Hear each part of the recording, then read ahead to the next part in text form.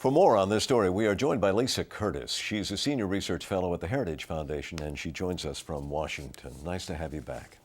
Thanks for having me again. What do you think the impact will be on the Taliban in Pakistan? Will they recover from this, and if so, how long will it take them? Well, I think this is a significant victory for Pakistan in its fight against terrorism, especially coming on the heels of the Pakistan military's ability to oust the Taliban from the Swat Valley region.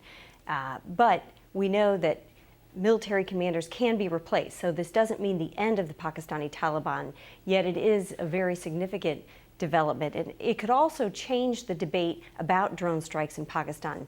Pakistani officials have been very critical of these drone strikes, but I think it'll be hard for them to argue that this isn't an important tool in the fight against terrorists that threaten Pakistan itself.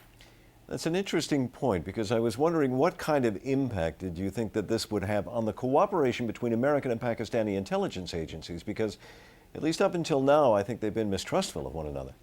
Well, there has been a lot of frustration and tension between Washington and Islamabad, particularly over Pakistan's engaging in peace deals with the militants. However, I think this is beginning to change. As I said, Pakistan has been on the offensive against Taliban in other areas of Pakistan.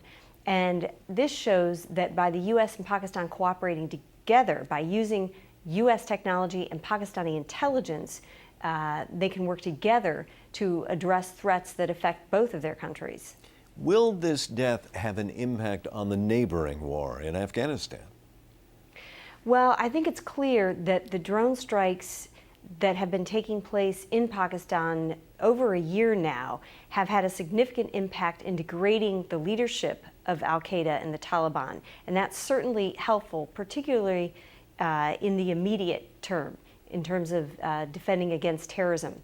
However, over the longer term, we're going to have to do much more than drone strikes. We're going to have to engage in economic development, reconstruction, improving the environment so that people have other opportunities and they won't turn towards militancy and terrorism. So that's the key over the longer term. Lisa Curtis, thank you very much for joining us this evening. Thank you.